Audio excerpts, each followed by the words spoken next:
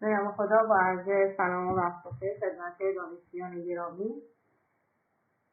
جلسه سیزدهم از شیمی عمومی رو در خدمتتون هستیم. ادامه مبحث ترم و شیمی رو توضیح بدیم اینجا خدمتتون. دو تا تمرین داده بودیم.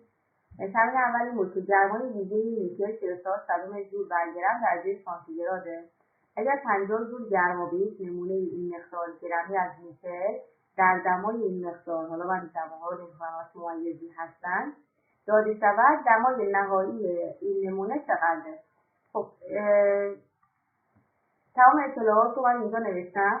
شما توی گرمای ویژه رو بهتون داده میتونید از رابطه کیو برابر با LC دلتا تتا استفاده کنید، فقط جایگزینی‌ها رو انجام بدید و برای شما دلتا تتا به دست میاد. اگه برای شما اختلاف رو میخواد و یکی از موارد مثلا دلتا ها رو میخواد، شما بهتره که اینجا نویسید تتا دو به نتتا یک، چون ضرب اینا خود باعث اشتباه افتادن شما میشه. بهتره که اول دلتا تتا رو از روی معادله به دست بیارید، بعد راحت فرمول رو بگید تتا دو منهای تتا یک و جایگزینی کنید و اون دمای ثانوی که ازتون خواسته رو راحت‌تر به دست بیارید. تمرین بعدی بود که از سوختن 1 مول گلوکوز این مقدار گرما آزاد میشه. اگر 1.25 گرم گلوکوز در گرماسنجی حاوی این مقدار آب سوزانده شود و دمای این مجموعه از تتا 1 به تتا 2 برسد، ظرفیت گرمای این گرماسنج چقدره؟ خب دقت داشته باشید این 1 مول گلوکوز رو بهتون داده، در صورتی که برای سوختن از 1.25 گرم گلوکوز استفاده کرده. اولین کاری که شما میکنید میگید این کیوی من نیست، این کیو برای 1 مول گلوکوز است. من باید اول مقدار کیو یا گرما رو برای 1.25 گرم به دست بیارم، بعد بذارم توی فرمول. پس دقت کنید اولین کاری که شما میکنید مقدار کیلوژول یا گرما تو 1.25 گرم هست، درسته؟ خب میگید 1.25 گرم گلوکوز ضرب در 180 گرم گلوکوز 1 مول دیگه. خب من دیگه ننوشتم 180 گرم گلوکوز 1 مول اینقدر کیلوژول آزاد میکنه، یه 1 مول رو حذف کردم، نوشتم 180 گرم گلوکوز که معادل 1 مول هست 2.82 ضرب در 10⁻³ کیلوژول گرما آزاد میکنه. خب برای من عددم به دست میاد 19.6 کیلوژول. پس این مقدار گرمایی هست که من برای گرماسنج به دست میاد برام، چون معادلش 1.25 گرم گلوکوز هست از نمونه‌ام که من میذارم توی دستگاه کالریمتر یا گرماسنج. خب حالا میتونم راحت از رابطه کیو برابر است با سی کل در سی دو بنای سی یک استفاده کنم. خب درسته که مال سی کالریمتر میخواد، اما اینجا هم مثل همون دلتا تتا بود که گفتن تو یه اختلاف میخواد، لازم نیست که الان بازش کنید. پس بهتره که از این رابطه اول سی کل رو راحت شما به دست بیارید، جای سی این مقداری که هست می‌نویسید سی دو منهای سی یک و سی کل به دست میاد. سی کل که به دست اومد معادل سی آب به اضافه سی کالریمتره. خب من این مجهولمه، الان سی کل رو هم دارم، بهتره که اول سی آب رو به دست بیارم بعد دیگه جایگزین کنم. سی آب هم که میشه ان سی صفر، ان آب یا مقدار آبی که استفاده کرده 95 کیلوگرم، همون کیلوگرم استفاده میکنم. دلیلش چیه؟ که اینجا بر حسب همون کیلوجول کیلوگرم بذارم اصفایی میکنم. زمانی که کیلوگرم باشه بر حسب کیلوجول در میاد دیگه سی آبتون، درست؟ کیلوجول بر درجه سانتیگراد، چون که کالریمتر هم میخواد بر همین اساس باشه. خب پس شما LC رو به دست میارید، سی آب میشه 3.97 کیلوجول بر روی درجه سانتیگراد. خب سی کل رو هم دارید، پس سی کالریمتر شما خیلی راحت به دست میاد.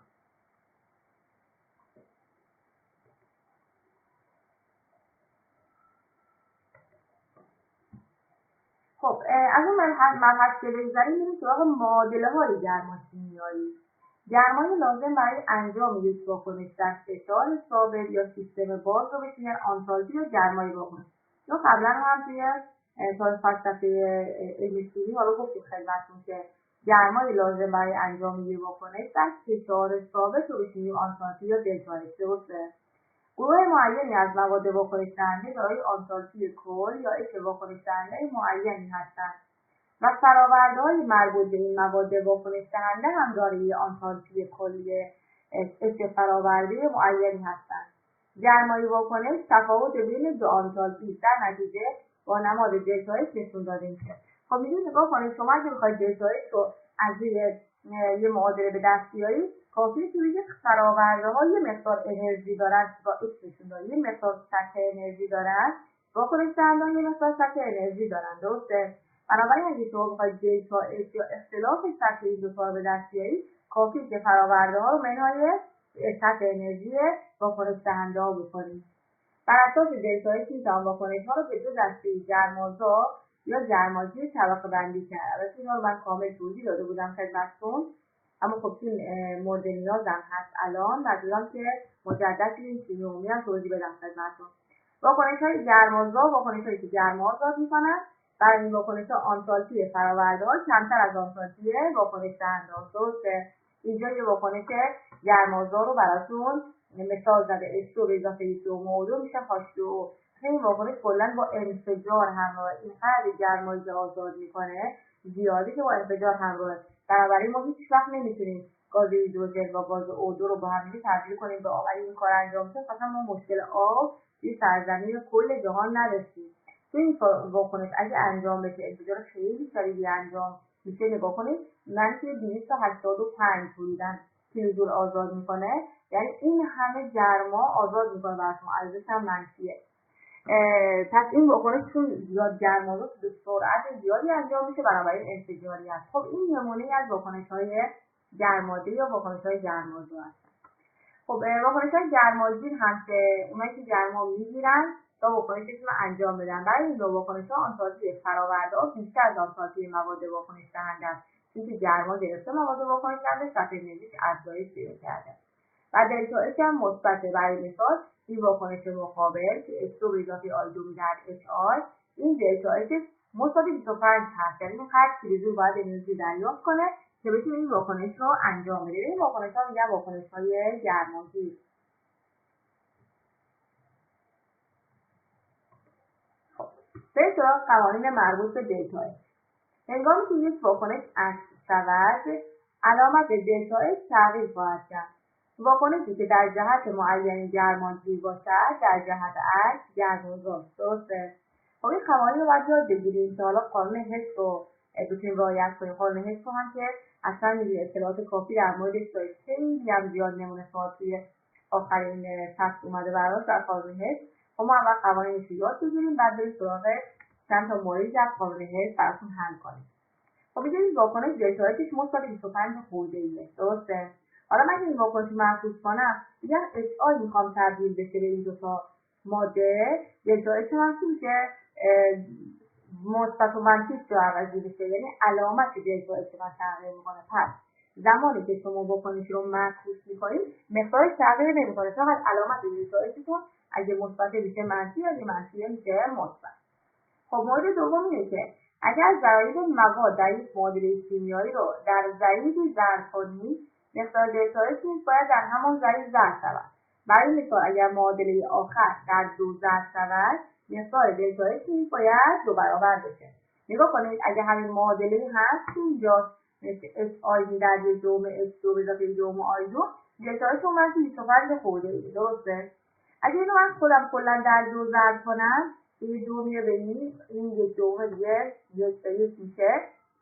این معادله بخوام دلتا اچ رو محاسبه کنم، چون معادله رو ضرب در 2 کردم، پس دلتا اچ هم باید ضرب در 2 کنم و جوابش رو بنویسم.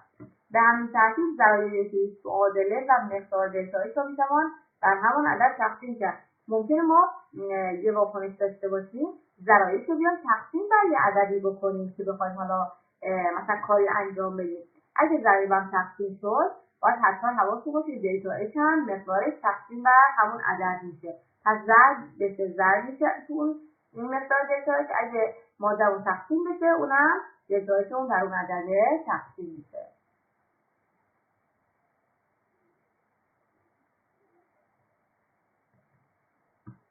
این مثال ساده آوردیم که واکنش زیرا در نظر بگیرید. خب یه واکنشی رو به شما داده، دلتا اچ هم داده منفی 846 کیلوجول. از واکنش 36 گرم آلومینیوم با Fe2O3 کافی که مقدار گرما آزاد میشه. وزن اتمی یا همون جرم اتمی آلومینیوم رو هم داده 27. خب دقت کنید، شما مهمترین نکته که باید بهش دقت کنید اینه، یعنی اگه اینو متوجه بشید دیگه مشکلی برای حل این سوالات ندارید. وقتی که دلتا اف یه واکنش رو میده به ازای همون تعداد واکنش دهنده است. یعنی چی؟ یعنی اینجا 2 مول آلومینیوم و 1 مول Fe2O3 وقتی با هم ترکیب بشن دلتا اف همیشه درسته. در صورتی که اینجا واکنش 36 گرم آلومینیوم رو خواسته. خب من میام چیکار میکنم؟ میگم این دلتا افی که به من داده یعنی 848 کیلوجول معادل 2 مول آلومینیومه. من بعد برای 36 گرم راحت یا مول استیچیومتری بنویسم. پس کیلوجول رو دوباره میخوام که مقدار گرما دیگه. خب برای چی؟ برای 36 گرم آلومینیوم. خب من میدونم وزن اتمی یا جرم اتمی آلومینیوم 27. پس میگم 27 گرم آلومینیوم 1 مول آلومینیومه. 1 مول آلومینیوم چقدر 2 مول آلومینیوم چقدر آزاد میکنه؟ 846 یا هم منفی هم میذارم که یادم نره اینجا منفی بذارم. پس 2 مول آلومینیوم طبق معادله منفی 846 کیلوجول گرما رو داره یا آزاد میکنه. پس برای من مقدار گرمای 36 گرم آلومینیوم به دست بیاد. پس دلتا اف یه واکنش دقیقاً مربوط به چیه؟ به ضرایب اون معادله هست. اگه 2 پس 2 مول آلومینیوم، اگه اینجا Fe2O3 1 مول Fe2O3. اگه این شرایط باشه و با هم برقرار بشن دلتا افشون این مقدار خواهد بود.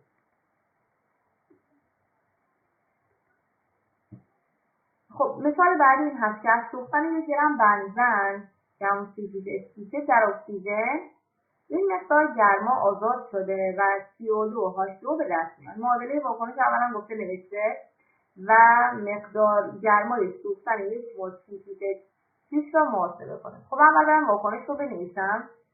می‌بینیم که کلا هیدروکربن ها وقتی با O2 مخلوط می‌کنید CO2 H2O میده. کافیه که شما چیکار کنید؟ موازنش کنید. کربن که مشخصه 6 تا، اینم که 3 تا 6 تا مثل اون میشه. ما همیشه برای سوختن ها فقط شما باید O2 رو موازنه کنید. حالا چطور O2 رو موازنه کنید؟ اینجا 6 تا 12 تا، با 3 تا میشه 15 تا. پس این باید 15 باشه، اما 2 داره. پس 15 دوم اضافه می‌کنم که جوابم دقیقاً تعداد اکسیژن ها میبر اونورم با هم برابر میشن. خب ببینید ما که کسری قبول نداریم. پس کل واکنش رو در 2 ضرب می‌کنیم. حالا ضرایبش رو می‌ذاریم که 2 یعنی 15. این که 2 برابر میشه و به هم می‌خورن. خب این واکنشی که ما نوشتیم. حالا میگه از سوختن 1 گرم بنزن اینقدر گرما آزاد میشه. اما شما بگید توی 1 مول چقدر گرما آزاد میشه.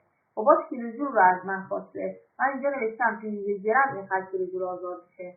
حالا میگن 1 مول بنزن چقدر آزاد میشه؟ 1 مول بنزن 78 گرم بنزنه. یه بچه‌ها میشه از 78 گرم بنزن هم شروع کنید. فرقی نمی‌کنه. این دیتا 1 مول با هم میرن. از میتونید راحت از 78 گرم بنزن هم شروع کنید. خب حالا 1 گرم بنزن منفی 41.84 کیلوجول انرژی آزاد میکنه. پس جوابی که به دست میاد جواب انرژی آزاد شده برای 1 مول بنزن. من این منفی یادم رفت بنویسم. حتما منفیش رو هم بنویسید. چون شما اون مقدار گرمای منفی و مثبت نشون دهنده گرما آزاد کردن یا گرما گرفتنه. اینجا من فراموش کردم. حتما منفی رو جلوی جواب هم بذارید.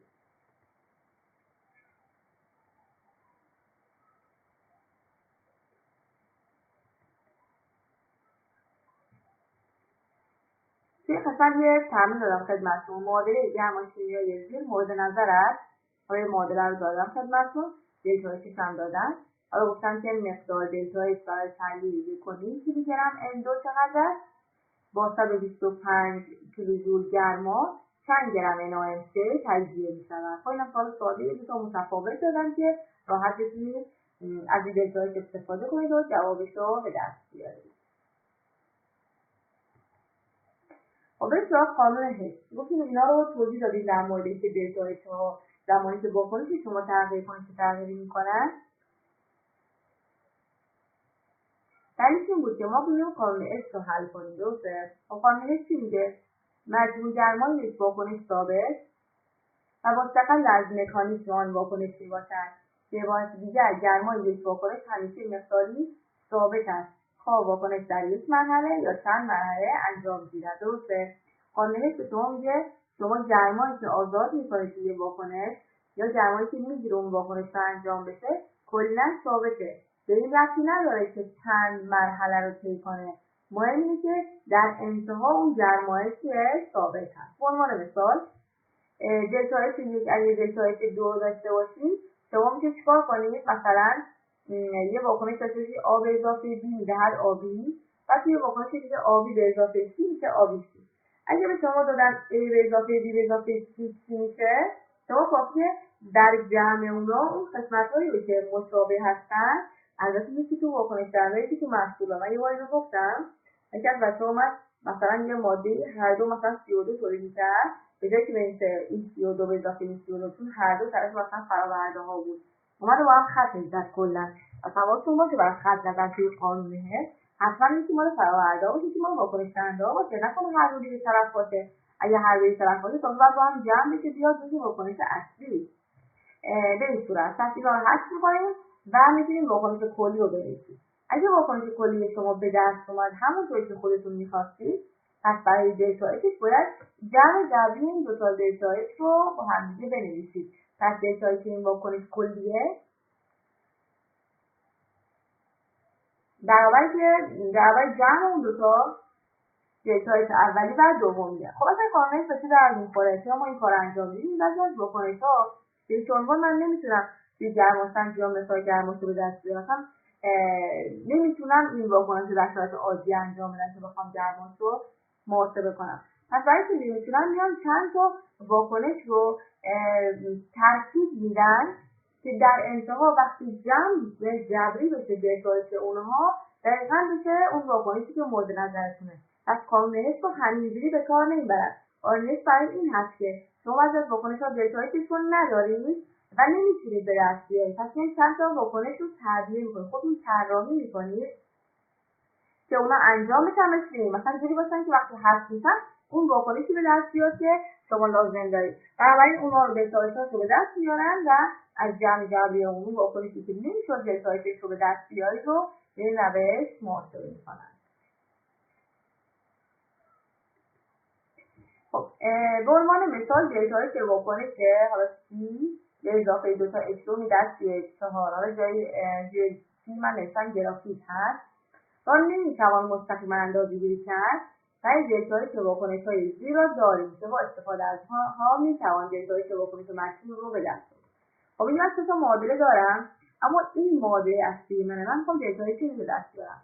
یه جوری این شماره‌ها رو با هم دیگه کم و زیاد بکنید که من بتونم به واکنش اصلیم برسم و از جمع جبری واکنش هام دیتایی ها میتونم دیتایی اصلیم رو به دست بیارم. خب وقتی این مورد رو بهتون میده، حالا معمولا به این حالت هم میشه شما توی گرافیک باید بالاخره توی واکنش دهنده‌هاتون داشته باشید. درسته؟ ببینید اینجا توی گرافیک داره توی واکنش دهنده بعد ضریبش هم یکی هست. خب اینم ضریبش چیه؟ پس میگیم واکنش اول خودش رو می‌نویسیم، چون مطمئنا باید یک توی گرافیک با ضریب یک اینجا باشه دیگه. خب بعد میریم سراغ واکنش دوم. درسته؟ خب این واکنش H2 داره. خب این که H2 داره، نگاه کنید H2 شما ضریبش 2، پس کل این ترکیب رو یا این معادله رو بهتره که در 2 ضرب کنید، چون که بشه 2 تا H2. وقتی که 2 تا H2 بشه خب خیلی راحت‌تر شما میتونید به جواب اصلیتون برسید. پس به نظر من برای حالا این خیلی ساده است، ولی اگه سخت هم بود نظر من با توجه به معادله اصلی بیاید و یواش یواش پیش برید که فکر کنم موفق‌تر باشید و سریع‌تر به جوابتون برسید. خب پس قرار شد که واکنش اول رو خودش نگه دارید، واکنش دوم رو در 2 ضرب کنید. واکنش سوم C4 داره، اما باید طبق واکنش اصلی در سمت فراورده‌ها باشه، در صورتی که الان اینجا توی واکنش توی قسمت C می‌بینید C4 جزء مواد واکنش دهنده است. پس بهتره که ما اینو محفوظ کنیم. محفوظ کردن رو هم که بهتون گفتم وقتی که میاد اینور میشه 2 تا H2 اضافه CO2 این دوتا رو میده. وقتی میخوایم محفوظ کنیم حواستون باشه که علامت دلتایی رو باید تغییر بدیم. خب اینم دقت کنید که چون ضریب C4 که اینجا هم ضریب 1 هست و لازم نیست که در عددی ضرب بشه، فقط کافیه محفوظ بکنیم. خب من اینجا نتیجه کار رو نوشتم. مثلا اگر معادله 1 رو خودش بنویسیم، معادله 2 در 2 ضرب کنیم و معادله 3 رو عکس بکنیم، میتوانیم به معادله مورد نظر دست پیدا کنیم.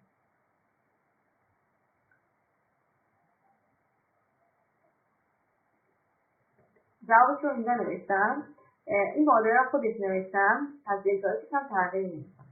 اما اصلا من خط زدن می‌خواستم حذفش کنم، متأسفانه یادم رفت حذف کنم.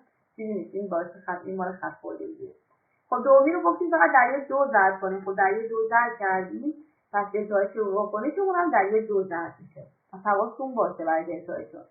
خب برای مورد سوم گفتیم فقط مفهوم می‌کنیم دیگه. پس اینجا 32 به اضافه 2 تا هاشتو میشه 2 تا او 2 به اضافه 34 که 34 من بیاد توی قسمت فراورده ها طبق معادله اصلی. خب چون محسوب کردم دلتایش هم فقط علامتش تغییر می‌کنه. اینجا منفی بود، اینجا میشه مثبت. حالا بعد اینا رو با هم دیگه ساده کنیم. نگاه کنید یه 32 اینجا دارم، یه 32 هم اینجا با هم ساده میشه. اما نگاه کنید یه او2 اینجا دارم، یه او2 اینجا، چون هر دو سمت واکنش چند هستن که 2 تا او2. خب 2 تا او2 هم سمت فراورده داریم، پس این سه تا با هم دیگه میره. 2 تا H2 ما 2 تا H2 میره، از راحت میتونید به همون معادلی که گفتم به دست بیارید. حالا دلتا H چی میشه؟ دلتا H هم جمع جبری این سه تاست. یعنی دلتا H 1، دلتا H 2 و دلتا H 3 رو با هم دیگه جمع جبری انجام میدیم که دلتایشمون به دست بیاد. روی تمرینم دادم اون قسمت آخر که انشاءالله حل بکنید. معادلات زیر داده شدن، مثال دلتایش واکنش مقابل رو محاسبه کنید. پس این دو تا معادله رو که بهتون داده، دلتایش هم بهتون داده، شما میگه به این معادله رسید هم دقت کنید. نه اون چیز سخت نیست، اگه مقایسه کنید با خودش معمولا میشه راحت حلش کنید. خب این تمرین ان من جلسه آینده حالا حل می‌کنم. تمرینی هم قبلش گفتم اصلا جلسه بعد حل می‌کنم و انشالله جلسه بعد بکنم جلسه آخرتون باشه به عنوان این فصل. موفق و معید باشید تا جلسه آینده. خدا